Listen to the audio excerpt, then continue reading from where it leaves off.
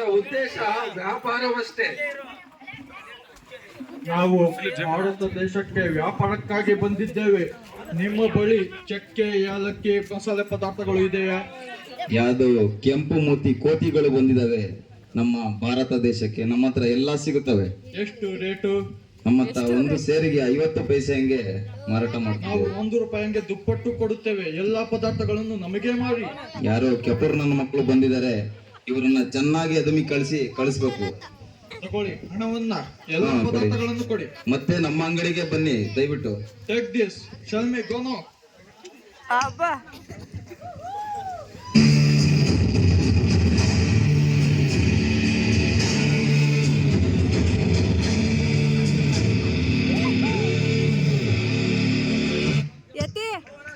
ಇತಿಹಾಸಕಾರರು ಪುಸ್ತಕಗಳಲ್ಲಿ ಬರೆದುಕೊಳ್ಳುತ್ತಾರೆ, ಬ್ರಿಟಿಷರು ನಮ್ಮ ಬಂದರುಗಳಿಂದ ವಿಶ್ರಾಂತಿ ಇಲ್ಲದಂತೆ ಭಾರತದ ಸಂಪತ್ತನ್ನ ಇಂಗ್ಲೆಂಡ್ ದೇಶಕ್ಕೆ ಲೂಟಿ ಮಾಡಲಾಗುತ್ತಿತ್ತು. ಅಷ್ಟೇ ಮಾತ್ರವ ಇಲ್ಲಿನ ಆಡಳಿತವನ್ನು ತಮ್ಮ ಕೈಗಳಲ್ಲಿ ಎತ್ತಿಕೊಳ್ಳಲು ಆರಂಭಿಸುತ್ತಾರೆ.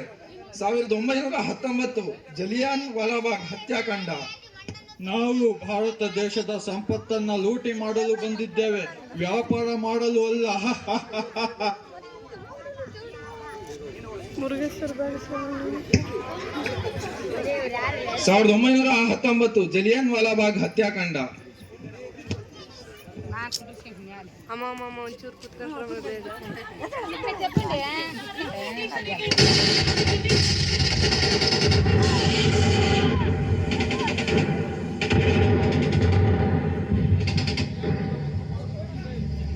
ಇಲ್ಲಿ ಯಾವುದೋ ಗುಂಪು ನಮ್ಮ ವಿರುದ್ಧ ಷಡ್ಯಂತರವನ್ನು ಮಾಡುತ್ತಿದೆ.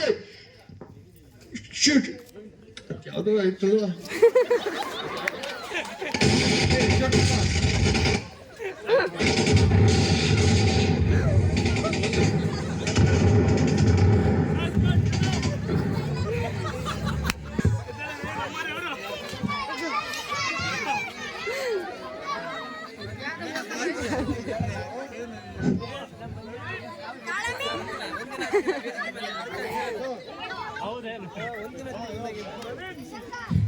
ನನ್ನ ಈ ಜನರ ಪ್ರತೀಕಾರವನ್ನು ಮುಂದೆ ಒಂದು ದಿನ ತೀರಿಸಿಯೇ ತೀರುತ್ತೇನೆ.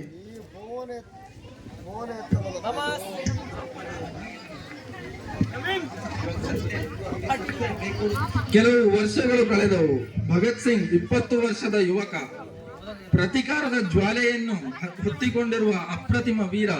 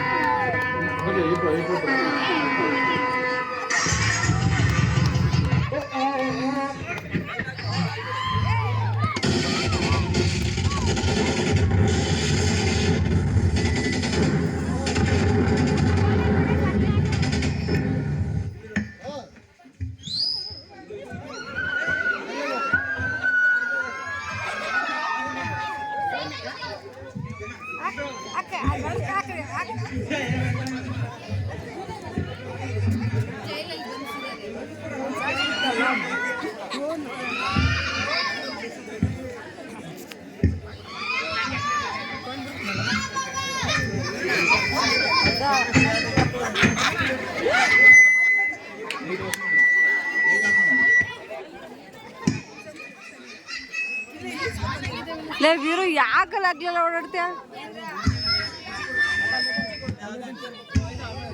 ಮರುದಿನ ಬೆಳಿಗ್ಗೆ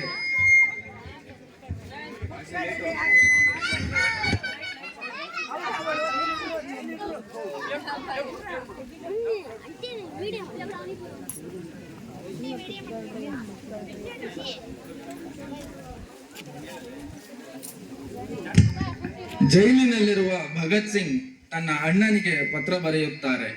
ನವೆಂಬರ್ 1930. ಪ್ರೀತಿಯ ಅಣ್ಣ, ತೀರ್ಪು ಹೊರಬಿದ್ದಿದೆ. ನನಗೆ ಮರಣದಂಡನೆ ವಿಧಿಸಲಾಗಿದೆ. ಈ ಸೆಲ್ಗಳಲ್ಲಿ ನನ್ನ ಹೊರತಾಗಿ ಇನ್ನೂ ಅನೇಕ ಕೈದಿಗಳು ಗಲ್ಲಿಗೇರಿಸಲು ಕಾಯುತ್ತಿದ್ದಾರೆ. ಹೇಗಾದರೂ ಮಾಡಿ ಪಾರಾಗಲಿ ಎಂಬುದೇ ಈ ಜನರ ಪ್ರಾರ್ಥನೆ. ನನ್ನ ಆದರ್ಶಕ್ಕಾಗಿ ನೇಣುಗಂಬವನ್ನು ಸ್ವೀಕರಿಸುವ ಭಾಗ್ಯ ಸಿಗುವ ದಿನಕ್ಕಾಗಿ ಕಾತುರದಿಂದ ಕಾಯುತ್ತಿರುವ ಅವರಲ್ಲಿ ಬಹುಶಃ ನಾನೊಬ್ಬನೇ ಮನುಷ್ಯ. ನಾನು ಸಂತೋಷದಿಂದ ನೇಣುಗಂಬವನ್ನು ನಾನು ಸಂತೋಷದಿಂದ ನೇಣುಗಂಬವನ್ನು ಏರುತ್ತೇನೆ ಮತ್ತು ಕ್ರಾಂತಿಕಾರಿಗಳು ಎಷ್ಟೋ ಜನ ಧೈರ್ಯದ ಉದ್ದೇಶಕ್ಕೆ ತಮ್ಮನ್ನು ತ್ಯಾಗ ಮಾಡಬಹುದು ಎಂಬುದನ್ನು ಜಗತ್ತಿಗೆ ತೋರಿಸುತ್ತೇನೆ.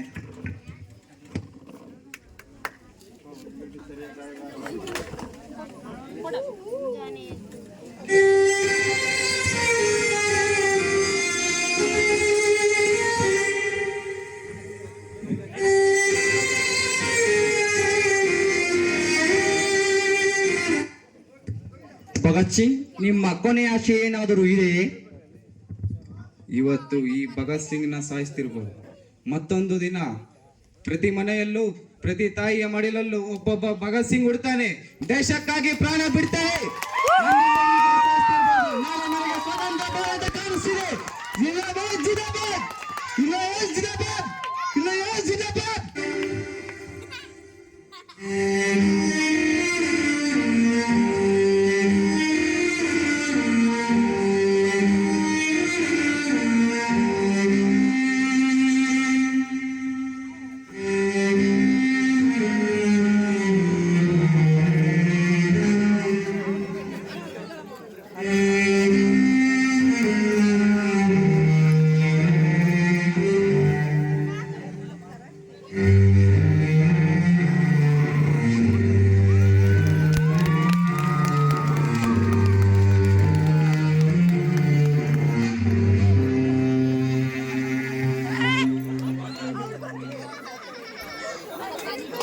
ಅವನ್ನೇ ಕಗ್ಲಲ್ಲ ಅಂಗಡ. ಭಾರತದಲ್ಲಿ ಮಾತ್ರವಲ್ಲದೆ ನಮ್ಮ ನಾಡಿನಲ್ಲೂ ಸ್ವತಂತ್ರದ ಕಿಚ್ಚು ಹರಡಿತ್ತು.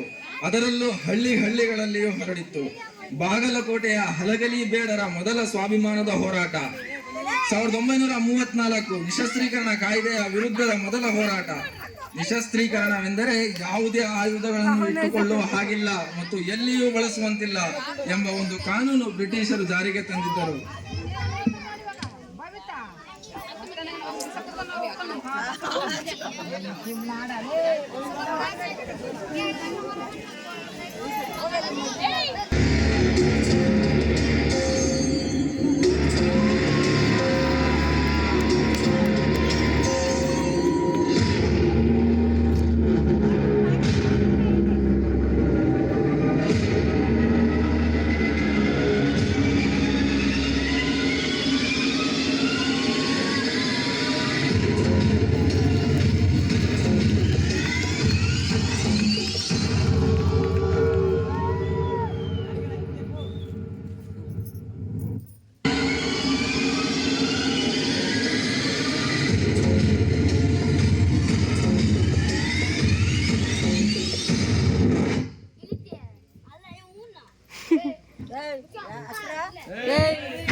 ಈ ತಂಡದ ನಾಯಕರು ನೀವೇ? ತಂಡದ ನಾಯಕರು ಒಳಗಡೆ ಇದ್ದಾರೆ. ಅವರನ್ನು ಸ್ವಲ್ಪ ಕರೆಯುತ್ತೀರಾ? ನೀವು ಯಾಕೆ ಬಂದಿದ್ದೀರಾ? ಯಾರು ನೀವು? ನಾವು ಅವರ ಹತ್ರ ಸ್ವಲ್ಪ ಮಾತನಾಡಬೇಕು. ಇಲ್ಲೇ ಕರ್ಕೊಂಡು ಬರ್ತೇನೆ. ನಾಯ್ಕ್ರೆ, ನಮ್ಮ ತಂಡಕ್ಕೆ ಯಾರೋ ಬಂದಿದ್ದಾರೆ. ಅವರನ್ನು ನೋಡಿದರೆ ಅದರ ತರನೇ ಕಾಣಿಸ್ತಿದ್ದಾರೆ. ಏನಂತ ವಿಚಾರಿಸಬೇಕು. ನಡಿ ಹೋಗೋಣ. ನೋಡಿ ನಮ್ಮ ತಂಡ ನಾಯಕರೇ, ನೀವು ಇನ್ನ ಮೇಲೆ ನಿಮ್ಮ ಊರಿನಲ್ಲಿ ಯಾವುದೇ ರೀತಿಯಾಗಿ ಇಂಥ ಆಯುಧಗಳನ್ನ ಶಸ್ತ್ರಾಸ್ತ್ರಗಳನ್ನ ಇಟ್ಟುಕೊಳ್ಳುವಂತಿಲ್ಲ ಹಾಗೂ ಬಳಸುವಂತೆಯೂ ಇಲ್ಲ. ಯಾಕೆ? ನಮ್ಮ ಈಸ್ಟ್ ಇಂಡಿಯಾ ಕಂಪನಿಯ ಗವರ್ನರ್ ಅವರು ಶಸ್ತ್ರಾಸ್ತ್ರ ನಿಷೇಧ ಕಾಯ್ದೆಯನ್ನು ಜಾರಿಗೆ ತಂದಿದ್ದಾರೆ. ಇದು ಬೇಡರ ಪ್ರತೀಕಾರದ ಲಾಂಛನ. ಇದನ್ನು ಯಾವುದು? ಇದಕ್ಕೆ ಪ್ರತಿಯಾಗಿ ಪರಿಣಾಮವನ್ನು ನೀವು ಅನುಭವಿಸುತ್ತೀರಿ. ಬೇಡರು ಈ ದೇಶಕ್ಕೆ ಕೊಟ್ಟಿರುವಂತ ಕೊಡುಗೆ ಅಮೋಘವಾದದ್ದು. ಇದರ ಪರಿಣಾಮ ತುಂಬಾ ಅಪಾಯಕಾರಿಯಾಗಿರುತ್ತದೆ. ನಾಯಕರೇ, ಆಗಲೇ ನಾವು ಯುದ್ಧಕ್ಕೆ ಬರುತ್ತೇವೆ.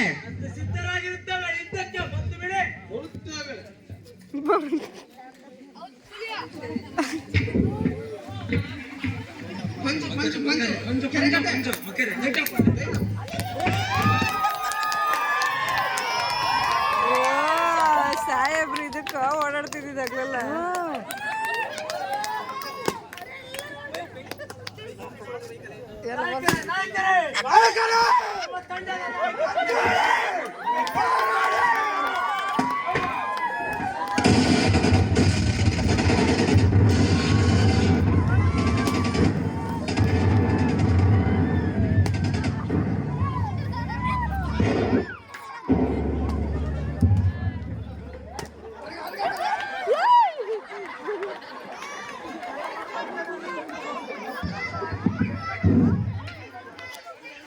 ನಮ್ಮ ಮೇಲೆ ಯುದ್ಧಕ್ಕೆ ಬರುವಂತ ಧೈರ್ಯವೇ ಹೇ ಕೆಂಪು ಮೂತಿಯ ನಾಯಿಗಳ, ಈ ಬೇಡರು ಈ ದೇಶದ ಸಜ್ಜನರು. ನಾವು ಈ ದೇಶಕ್ಕೆ ಕೊಟ್ಟಿರೋ ಕೊಡುಗೆ ಅಮೋಘವಾದದ್ದು. ಶಸ್ತ್ರಾಸ್ತ್ರ ಅನ್ನೋದು ಅದು ನಮ್ಮ ಬೇಡರ ಸ್ವಾಭಿಮಾನದ ಸಂಕೇತ. ಆ ಸ್ವಾಭಿಮಾನದ ಸಂಕೇತಕ್ಕೆ ಯಾರೇ ಅಡ್ಡ ಬಂದರೂ ನಾವು ಜೀವ ಸಹಿತ ನಮ್ಮ ತಾಂಡ್ಯದಿಂದ ಆಚೆ ಕಳಿಸುವುದಿಲ್ಲ. ಇದು ಜನ್ಮಭೂಮಿ. ಇಲ್ಲಿ ಪ್ರತಿಯೊಬ್ಬರು ಕೂಡ ಪ್ರತಿಭೆ. ಶಸ್ತ್ರಾಸ್ತ್ರ ನಿಮಗೆ ಬೇಕೆ? ನಾಯಕರೇ, ಕೆಂಪು ಮೂತಿಯ ನಾಯಿಗಳು ನಮ್ಮ ಹನುಮನನ್ನು ಕೊಂದು ಬಿಟ್ಟಿದ್ದಾರೆ. ನಾಯಕರು, ನಾಯಕರೇ, ವೀರವರಣರ ಅವ ಹನುಮ ನಿನ್ನ ಸಾವು ಅಜರಾಮರ.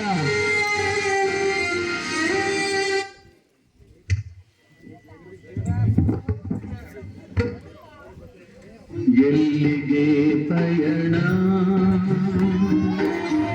ಯಾವುದೋ ದಾರಿ,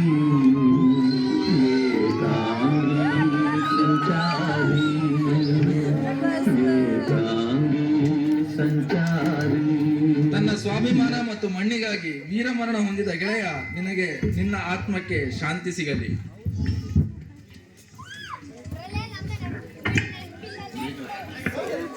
ಸ್ವತಂತ್ರ ಎಂದರೆ ಯಾವುದೇ ವ್ಯಕ್ತಿಯ ತನ್ನ ಬುದ್ಧಿಶಕ್ತಿಯಿಂದ ಅಥವಾ ಮಾನಸಿಕ ಸ್ಥಿತಿಯಿಂದ ಬಂಧಿಸದೇ ಇರುವುದು. ಸ್ವತಂತ್ರ ಯಾರಪ್ಪನ ಸೊತ್ತಲ್ಲ, ನಮ್ಮ ಪೂರ್ವಜರ ರಕ್ತದ ಪ್ರತಿಕಾರದ ಸಂಕೇತ. ಪ್ರತಿಯೊಬ್ಬನು ಈ ದೇಶದ ಮಣ್ಣಿಗಾಗಿ ಹೋರಾಡಿದ್ದಾನೆ. ಪುಕ್ಕಟೆಯಾಗಿ ಸ್ವತಂತ್ರ ಸಿಕ್ಕಿಲ್ಲ. ಯಾಕೆ? ಸ್ವತಂತ್ರ ಹೋರಾಟದಲ್ಲಿ ಶಾಲೆಗೆ ಹೋಗುವ ಮಕ್ಕಳದು ಪಾತ್ರವಿದೆ.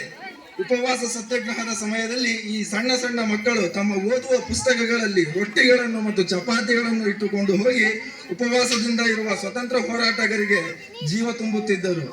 ಪ್ರಸ್ತುತವಾಗಿ ಭಾರತೀಯರು ಸ್ವತಂತ್ರವನ್ನು ಕಳೆದುಕೊಂಡಿದ್ದಾರೆ.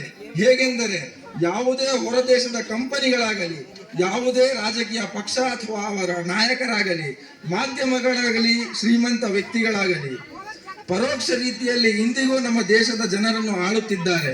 ಎಲ್ಲಾ ಪ್ರಜೆಗಳು ತಮ್ಮ ತಮ್ಮ ಜಾತಿ, ಧರ್ಮ, ವೈಯಕ್ತಿಕ ಜಗಳ, ತಮ್ಮ ಸ್ವಾರ್ಥಕ್ಕಾಗಿ ಬದುಕುವುದನ್ನು ಬಿಟ್ಟಾಗ ತರ್ಕ ಉತ್ತರ ಸಿಗಬಹುದು. ಧನ್ಯವಾದಗಳು.